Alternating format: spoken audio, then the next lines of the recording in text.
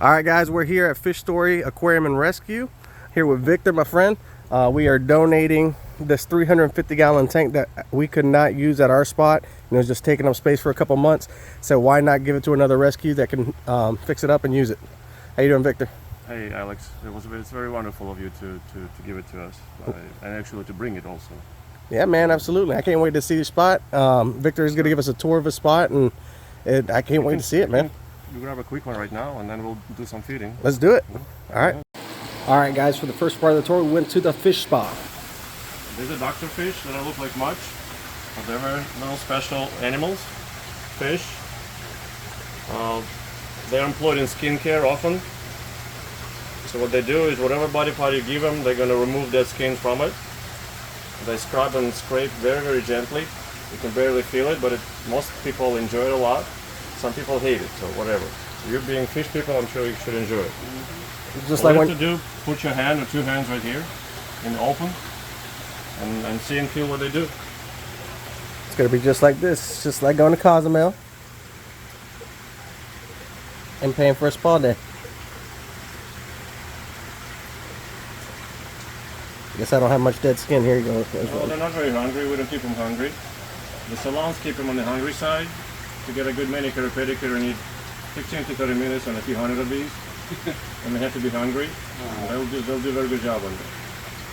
The buzzing you're feeling is them walking with the mouth very quickly across your skin, taking little steps.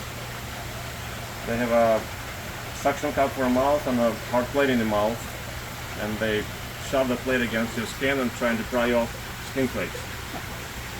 You like trap? They're not doing it for pleasure or for fun. They're doing it for food. Very good source of protein for them. How often you come in here and feed them your dead skin? I have no time to play. I get enough of visitors, yeah. So let me ask you this. So there's been some reports that people have gotten infections and lost limbs because of these guys. Sure, it can happen with a human skin care technician also. Yeah, it sure can. But you cannot sanitize between. This is a problem. So you need to make sure your clients have no broken skin and they don't have any dangerous disease that can be. This is from client to client. This is not from fish to client. Yep. So somebody with some contagious skin disease puts the hand in there, and then if you have a cut in your hand or whatever, or a bleeding, you'll catch it. You may catch it too. Makes sense. For kids, we're gonna do the big guy. All right. Feed the koi's. The carp, various pieces of carp in there, not only koi. There's about 7 different or 8 different pieces of carp in there. Most of them are substrate sifters, which means they take substrate in the mouth, mud, silt, gravel, sand. They sift it in the mouth. They spit out what's inedible. They retain what's edible, chew it up, and swallow. Very simple to play with them. Just take some in your hand, close your hand. I'm not gonna spoil it for you. Put your hand in the water. I usually just leave a hole right here. Just point it towards his mouth, and he'll just suck it out. Okay? When your hand is empty, you can touch him very lightly. Make sure your movements are slow. You can touch any of them that don't mind being touched and felt. Let them brush against your hand. Okay? You can play with them like that. So wet it first and then? Doesn't matter, water or not. Yep. Take some in your hand and keep your hand closed. Yep. And have them suck it out. Holy snow! It's like a vacuum. Yeah, they suck hard. They suck for a living. 18 hours every day for 50 years or 100 years. They suck substrate. That's the only thing they know how to do real well. Wow. And everything. These are carp's teeth, guys. Yep. But they're deep in their throat. They're throat chewers, all carp are. They lose them all the time and just pick them up from the bottom. Look at our eels and lungfish.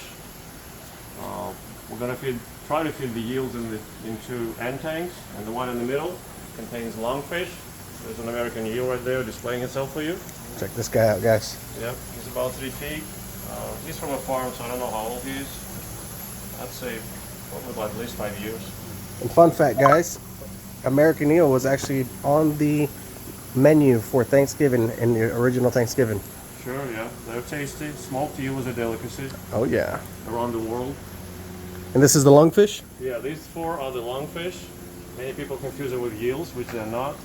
They are an ancestral basal fish that appeared before any contemporary fish, before eels and anything else. Long, long before.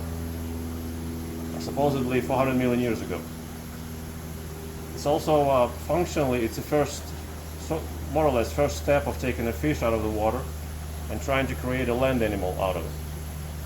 Whether you're creationist or evolutionist, it doesn't matter, we're talking function. They combine function, both breathing function and moving function of both land animals and fish. So they have a lung and they have gills. That was given the name. And they have four fins that look like legs. They're useful both in water and out of water. So every 5 minutes they come up for a breath of air. They're obligate air breathers. If you deny access to air, they'll drown. Gills alone will not supply enough oxygen for them. And they're famous for being able to stay out of water for 6 months. They live in seasonal waters, which are rain-filled. So they, when their home begins to dry up, they don't like to leave. They just burrow in the mud, make a cocoon, a little nice chamber for themselves. Smear their very thick mucus on the walls to make it moisture-proof, otherwise they will dry to death. Leave a tiny little capillary for air to come in and out, drop your tablets 60 times, and stop moving, take a breath, couple hours, wait for the water to come back. If for some reason something changes and the next rainy season the water doesn't come back, they can wait over another year. So they can wait for the water for a year and a half. Good job. There we go. It's only the beginning. It's going to surprise you guys. Right now he's taking a break because he's generating a ton of saliva. Once he has enough saliva, he's going to chew it up. He's a very, very careful and thorough chewer. He will not swallow anything chunky because he may get an indigestion or get plugged up and die.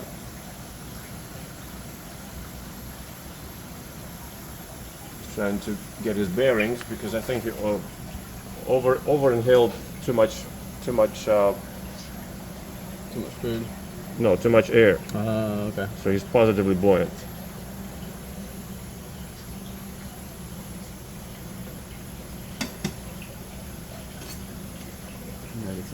Guys, look at the size of these things.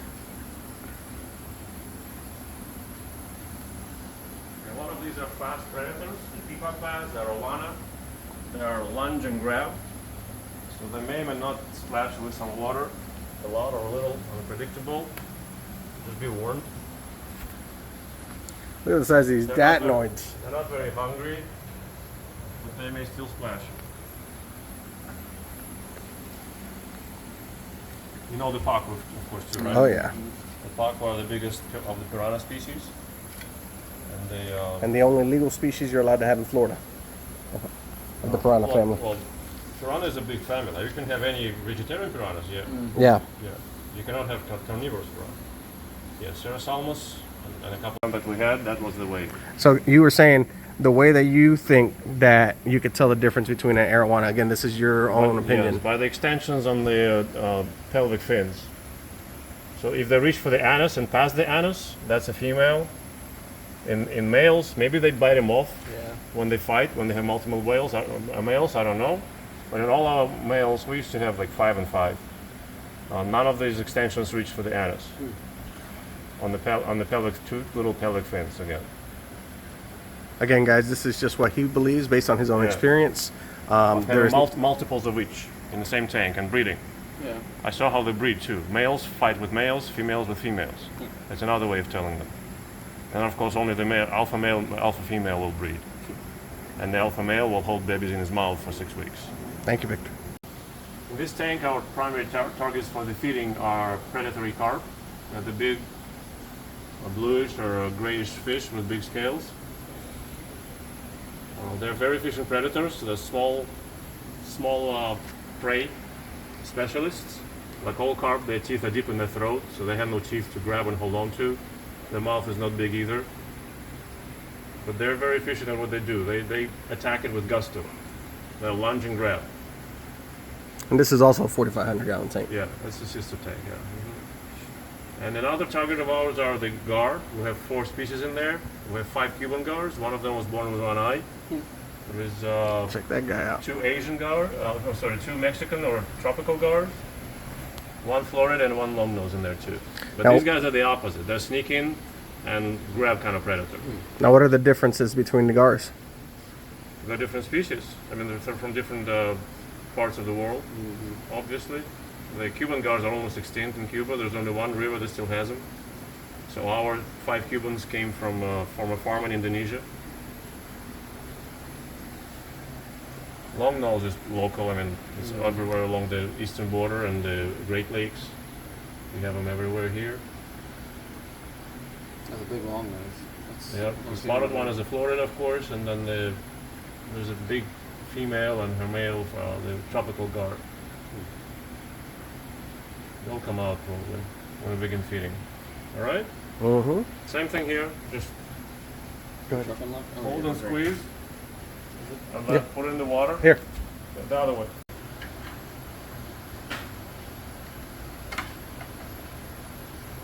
It's like right on top of them. There you go. You got it. Yeah. You see, they only do a side attack, left or right.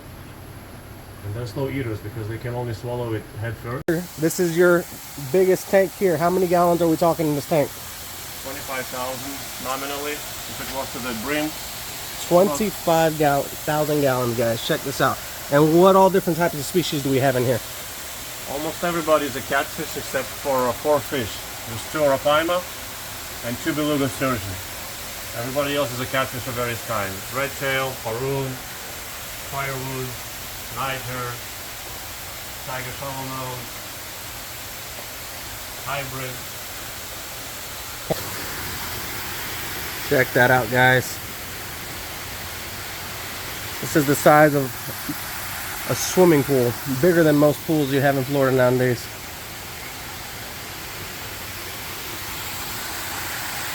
It's like my biggest dream right here.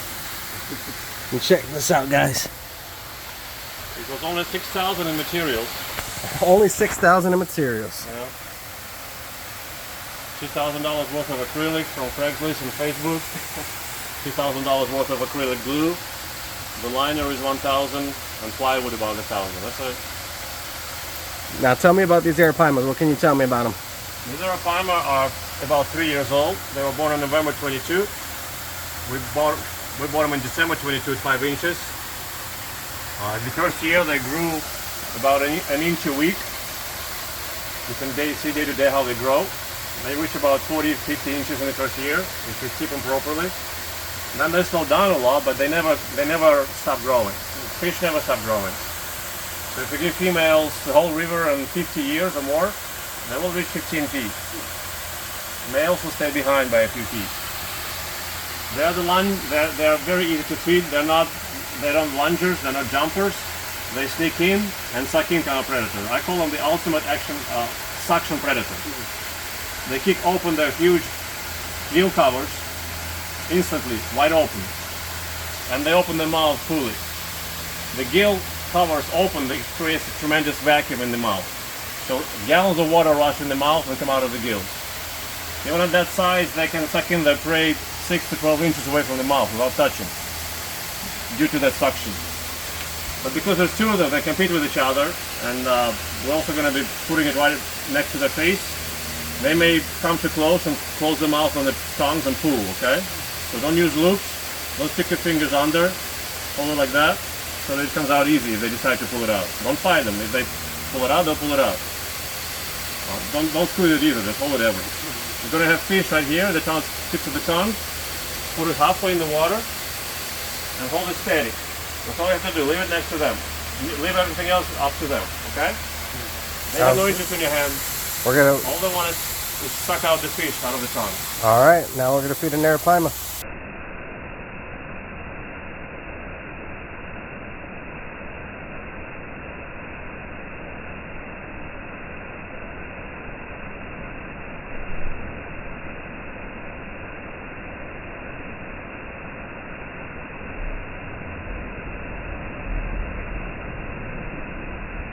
Check out how fast these fish will eat. Yep, exactly. Check this out. All right. Check this out. A little deeper. That's right. Sneak in and suck in. That's how they do Y'all it. see that? The only thing All right, guys, want to give a big shout out and a thank you to Victor here at A Fish Story in Naples, Florida, guys. This was a phenomenal tour. Had an awesome time. Have some beautiful fish here, Victor. And real quick, man, just want to tell everybody thank you for viewing. Support him on his website, Fish Story. Come take a tour, send a donation. Everything will go towards this fish, guys. I promise you, he is pouring his heart and soul into this. too kind, thank you. And Vic, We also want to support Alex and thank him for what he's done for us. Support him in all the ways we can. And I'm asking you too to do the same. And as he puts it, what's one more? thank you, man. Thank you. All right, guys. And remember, what's one more? Just like Victor said, y'all have a good one. The collar part. That's the one that sticks out. Check this out, guys. Holy crap. Yeah, it's very, very I am literally Yeah. trying my hardest to break through this. Piranha can't bite through it. This is from the same size species they are. Imagine 16 footer. No. The scale is going to be that big and 3 times thicker. And the locals make jewelry.